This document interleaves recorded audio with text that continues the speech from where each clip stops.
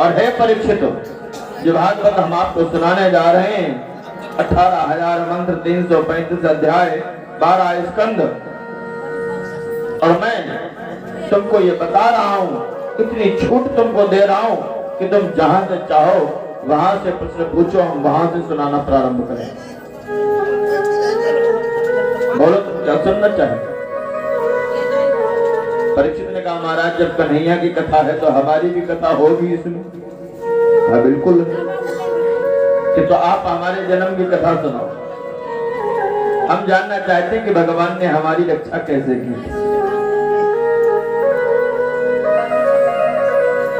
हमने सुना है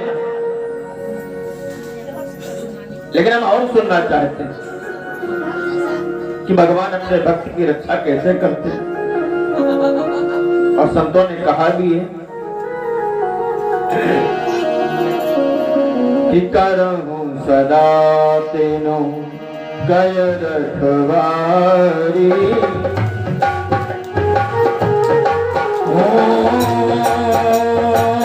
करहूं सदा तेरी रखवारी, जीव बालक राखे महतारी। राम सिया राम जय जय राम, राम सिया राम जय जय राम।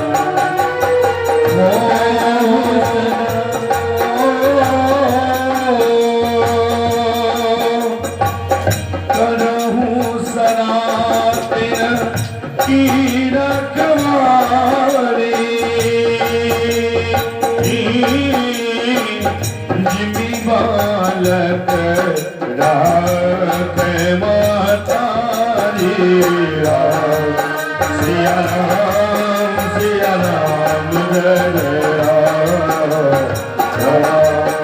जय राम, सिया राम जय जय राम। करहूं सदा तिनके रखवारी, जिम बालक राखे महतारी। जैसे माता पिता अपने बच्चों की रक्षा करते हैं, देखभाल करते हैं ना, ऐसे भगवान अपने भक्तों की देखभाल करते हैं।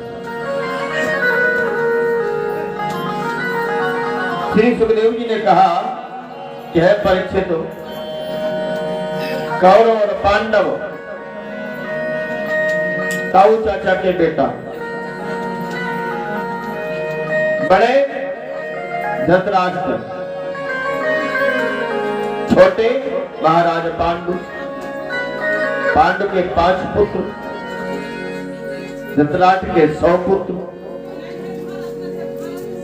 पर है क्या, पांडवों ने कभी धर्म नहीं छोड़ा और कौरवों ने कभी अधर्म नहीं छोड़ा। बराबर का हिस्सा होने के बावजूद भी कौरव चाहते हैं कि सब कुछ हमें मिल जाए, पांडवों को कुछ ना मिले। न जाने कितने लोगों ने दुर्योधन को समझाने का प्रयास किया, पर दुर्योधन किसी की सुनने को तैयार नहीं ना। पितामह भीष्म, द्रोणाचार्य, कृपाचार्य, कर्ण, विदुर जी, न जाने कितने लोगों ने समझाया, पर कैसे समझ जाए कि विनाश काले विपरीत बुद्धि। कि जा कहो प्रभु दारुण दुख दे, जा कहो प्रभु दारुण दुख दे।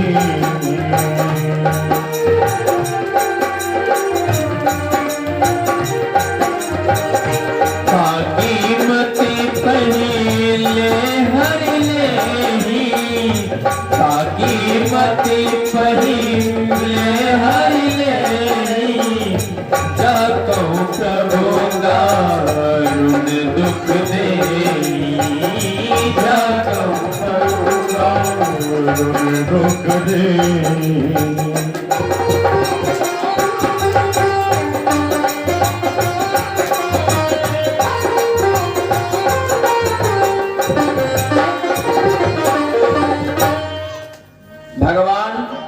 जिसको कष्ट देना चाहते हैं ना, भगवान जिसको दुख देना चाहते हैं उसकी बुद्धि का हरण कर लेते हैं, उसकी मति जो है घूम जाती। विनाश काले विपरीत बुद्धि। नहीं माना दुर्योधन। अरे यहाँ तक कि भगवान भी गए ना शांति दूत बन के, भगवान की बात को भी उसने नहीं सुना।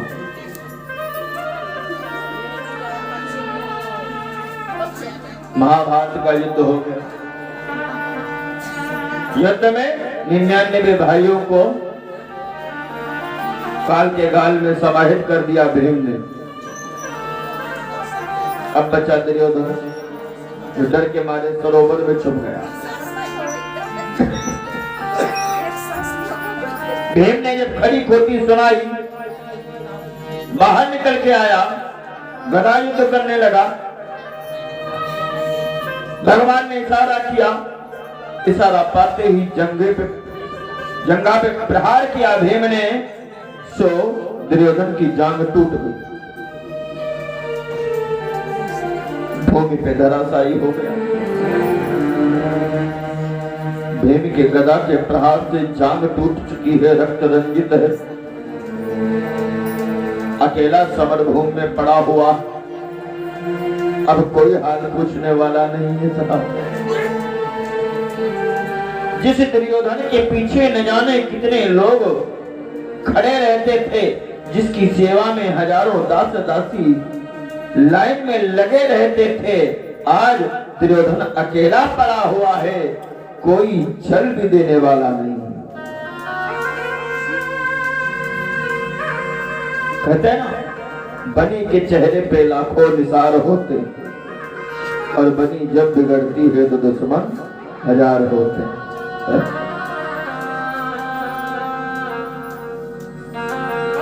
आकाश में उड़ते हुए पक्षी दुर्योधन के शरीर का मांस नोचने का प्रयास कर रहे हैं।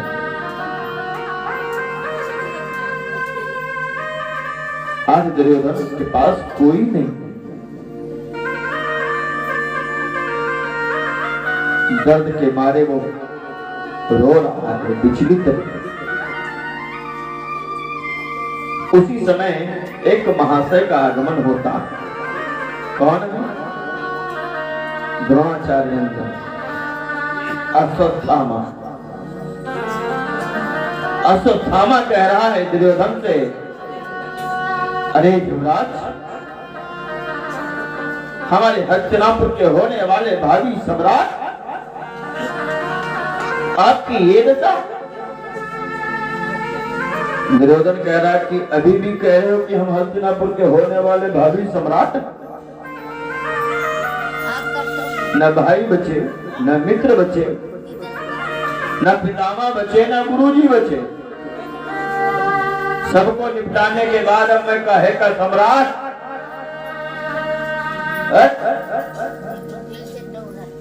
अरे मैं तो बदला भी नहीं ले सकता। अश्वत्थामा ने कहा, अभी तक आपने जितने भी सेनापति नियुक्त किए, हर सेनापति के हृदय में पांडवों के लिए प्रेम था।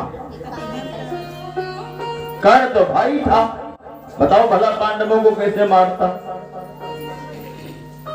अब देखो, समझा रहा है, उल्टी बुद्धि दे रहा है दुर्योधन को। मरने के समय भी ऐसे अपराधिक सोच वाले जो आ जाते हैं ना, तो वो मरना बिगाड़ देते हैं। अरे इस समय तो अश्वत्थामा को अच्छी बातें समझानी चाहिए थी, पर वो उल्टी बात समझा रहा हूं। और मेरे पिता तो वैसे ही अर्जुन से प्यार करते थे, और पितामह भला पांडवों को कैसे वध करते।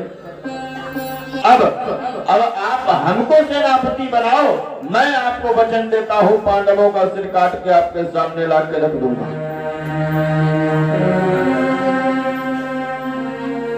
दुर्योधन ने अपने जांग से रक्त लेकर के तिलक कर दिया, जाओ आज के युद्ध के तुम सेनापति।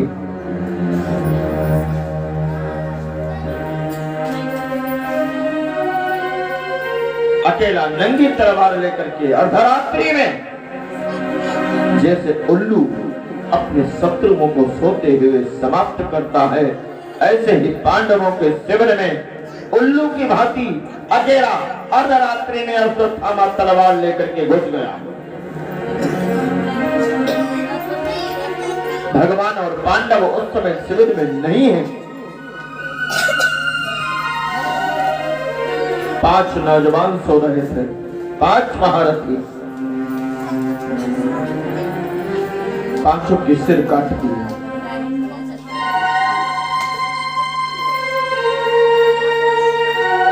पांचों की सिर काट करके ले आया दुर्योधन के सामने। लो, मैंने 5 पांडवों के सिर काट दिए और सिर साथ में लेके आया। दुर्योधन कह रहा है, अच्छा, जिन पांडव के सामने पितामह नहीं टिक पाए, कर्ण नहीं टिक पाए, द्रोणाचार्य, कृपाचार्य, बड़े बड़े महारथी नहीं टिक पाए, उनको तुम 2 घंटे में समाप्त करके आ गए। काश मैंने तुमको पहले सेनापति बना दिया होता तो ये इतना बड़ा संग्राम नहीं होता। मेरे भाई जीवित होते, मेरा मित्र मेरे साथ होता, पर मैंने आज तुमको बनाया। चलो, जब बने तभी ठीक। लाओ, मुझे भीम का सर दिखाओ। जैसे ही सिर दिया और सिर दुर्योधन ने देखा, देखते ही रोने लगा, उसकी बुद्धि पलट गई।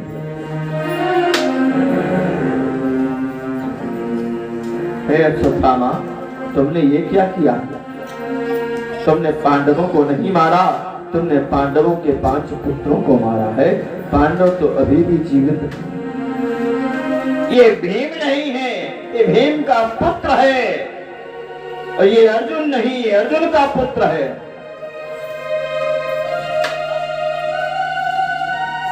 हे अश्वत्थामा, तूने ये क्या किया? तूने तो मेरे कुल में जल देने वाला भी नहीं छोड़ा।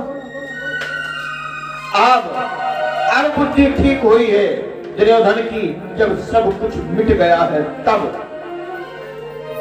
वही दशा है, गाड़ी निकल गई तो घर से चला मुसाफिर।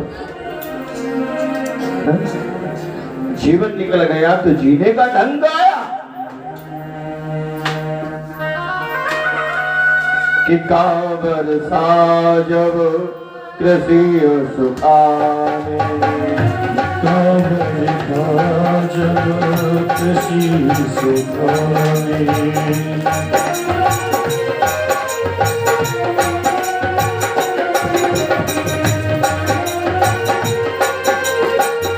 समय चूकी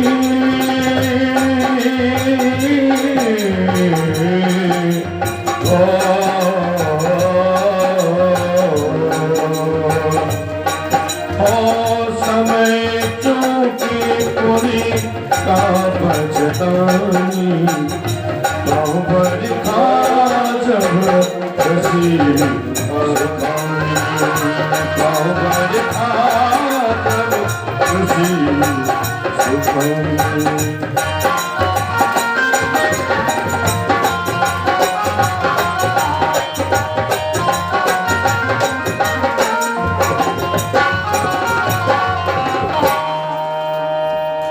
वर्षा जब कृषि सुखान, समय चौक पुण्य का फुकान।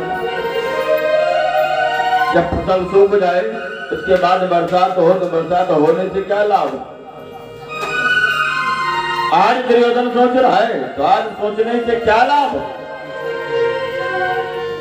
उस कष्ट को दुर्योधन सहन नहीं कर पाया और उसके प्राण निकल गए।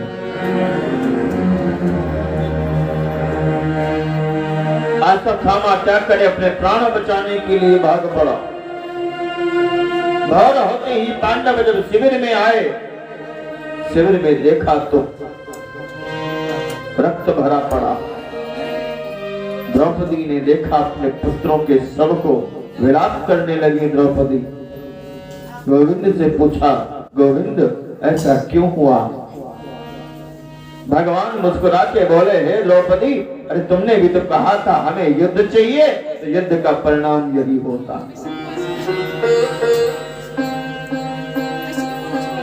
जो तुमने बोया है काटना तो पड़ेगा।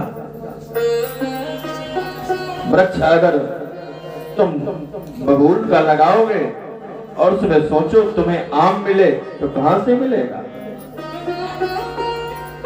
युद्ध में मृत्यु देवी नृत्य करती हैं, काल अपना मुख खोलता तुम्हारे पतियों के द्वारा न जाने कितनों की गोद सोनी हो गई, न जाने कितनों की मांग सोनी हो गई। और आज तुम्हारे पुत्र मारे गए तो तुम कह रही हो ऐसा क्यों हुआ।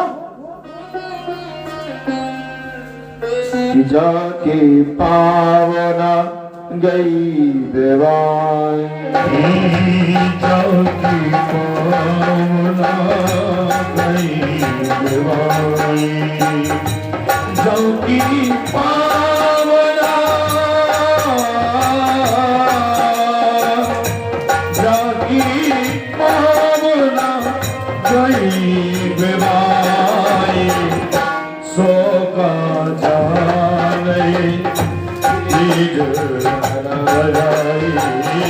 सो का जाने तीर पराई।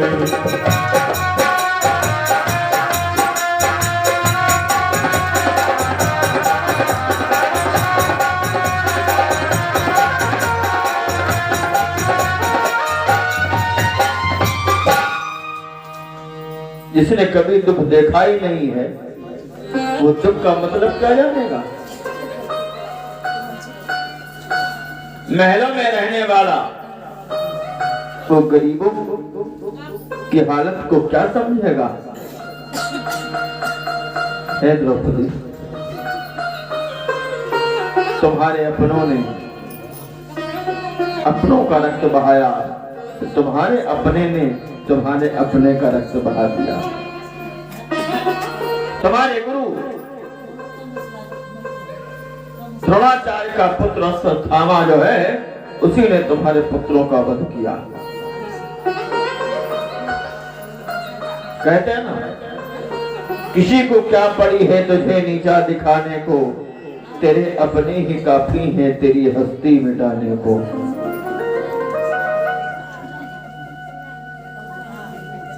अर्जुन ने कहा जिसने भी मेरे पुत्रों का वध किया है मैं प्रण लेता हूं सूर्यास्त से पहले द्रौपदी के सामने उस आतताई को लाके खड़ा कर दूंगा।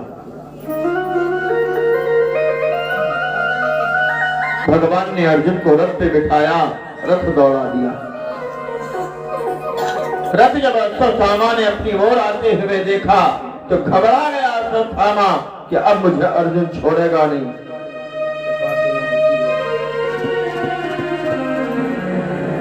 घबरा गया तो उसने ब्रह्मास्त्र छोड़ दिया, ब्रह्मास्त्र का प्रयोग किया। अर्जुन कहने लगे अरे महाराज देखो इसने ब्रह्मास्त्र का प्रयोग कर दिया, प्रलय आ जाएगी। भगवान ने कहा देख क्या रहे हो, तुम भी ब्रह्मास्त्र छोड़ दो। प्रभु अरे एक ब्रह्मास्त्र से तो प्रलय आ जाती है, आप कह रहे हो दूसरा छोड़ दो। भगवान ने कहा कांटा चुभता है तो कांटे को कांटे से निकाला जाता है।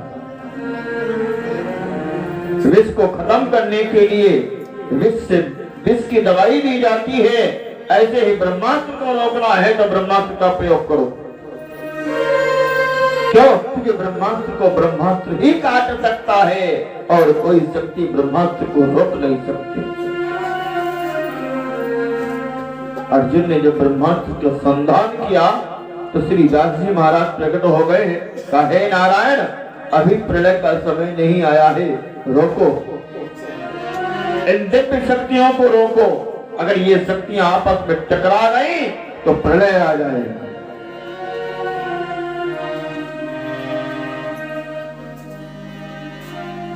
जो आज्ञा महर्षि। हे अर्जुन अपने ब्रह्मास्त्र को बुला, जो आज्ञा बुला लिया। हे अश्वत्थामा तू अपने ब्रह्मास्त्र को बुला। अश्वत्थामा ने कहा महाराज क्षमा करिए, चलाना तो जानता हूं पर बुलाना नहीं जानता। चलाना तो सीख गया चोरी से, पर बुलाना सीख पाता इससे पहले पिताजी चले गए, अब किससे सीखूं? तो बुलाना नहीं जानता। अर्जुन ने उस ब्रह्मास्त्र को भी अपने पास बुला लिया। दौड़ करके अश्वत्थामा को पकड़ के मोटे रस्से में बांध के रथ के पीछे डाल दिया। लेकर के आए, द्रौपदी के सामने प्रस्तुत किया। बताओ द्रौपदी, इसके साथ क्या किया जाए, कौन सी सजा इसको दी जाए? धन्य है धर्मपरायण, धन्य है धर्मपरायणता,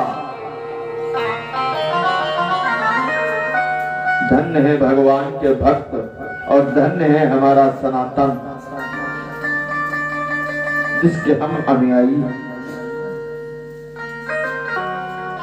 आज अगर किसी के बच्चे को एक थप्पड़ भी मार दो ना तो पूरा परिवार लड़ने के लिए आ जाता है। तुमने मेरे बेटे को मारा, पर आज उस मां के सामने उसके बालकों का हत्यारा पड़ा हुआ है। इसने मारा नहीं है बल्कि जान से मार दिया है। वो आतताई पड़ा हुआ है और उस मां से पूछा जा रहा है, बताओ द्रौपदी, तुम्हारे बच्चों का जो हत्यारा है इसे कौन सी सजा दी जाए? धन्य है महारानी द्रौपदी। एक ही जवाब दिया, इसे छोड़ दिया जाए, छोड़ दो इसे। क्या कह रही है द्रौपदी? तुम्हारे बालकों का हत्यारा है, इसने तुम्हारे बच्चों को मारा है। क्या इसको मारने से हमारे बालक जीवित हो जाएंगे क्या? नहीं। कहा तो इसे क्यों मारना? जब मेरे बालक जीवित नहीं होंगे इसे मारे क्यों? इसको मार करके अपराध और सिर पे चढ़ा लेना है क्या? क्योंकि मां का दर्द मां ही समझती है। मेरी जिंदगी तो आपके सहारे व्यतीत हो जाएगी, पर मेरी गुरु माता की जिंदगी कैसे कटेगी कि गुरु देवता तो वीर गति को प्राप्त हो गए। मेरी गुरु माता का सहारा बस यही है, इनके सहारे हमारी गुरु माता का जीवन है, और तुम इन्हें भी समाप्त कर दोगे तो हमारी गुरु माता किसके सहारे रहेगी? अतः इन्हें मत मारो, ये गुरु पुत्र हैं, ब्राह्मण हैं, छोड़ दो।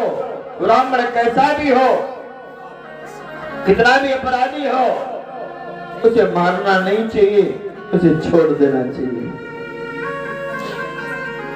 छोड़ दो उसे। भगवान प्रसन्न हो गए, कहा धन्य हो द्रौपदी, आज तुम्हारे निर्णय ने हमारे मान सम्मान को और बढ़ा दिया।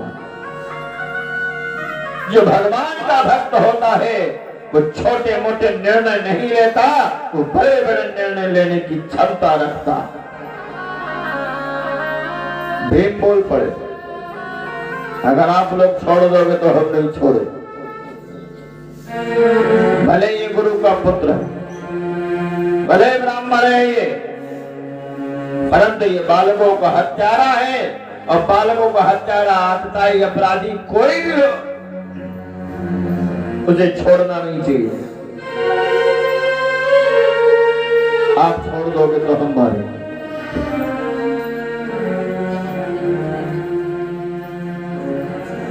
भगवान से पूछा गया, आप बताइए। भगवान ने कहा मैं क्या बताऊं? द्रौपदी ने कहा वो भी ठीक, और जो भीम दादा कह रहे वो भी ठीक। का मतलब क्या? द्रौपदी कह रही छोड़ दो, छोड़ दो। भीम दादा कह रहे मारो तो मार दो। अरे कन्हैया, टेढ़ी टांग वाले, जरा कम से कम बात तो सीधी सीधी करो। छोड़ू या मारू? भगवान ने कहा ना छोड़ो ना मारो। कहा तो क्या करूं? कहा जो बीच का रास्ता है वो निकाल लो।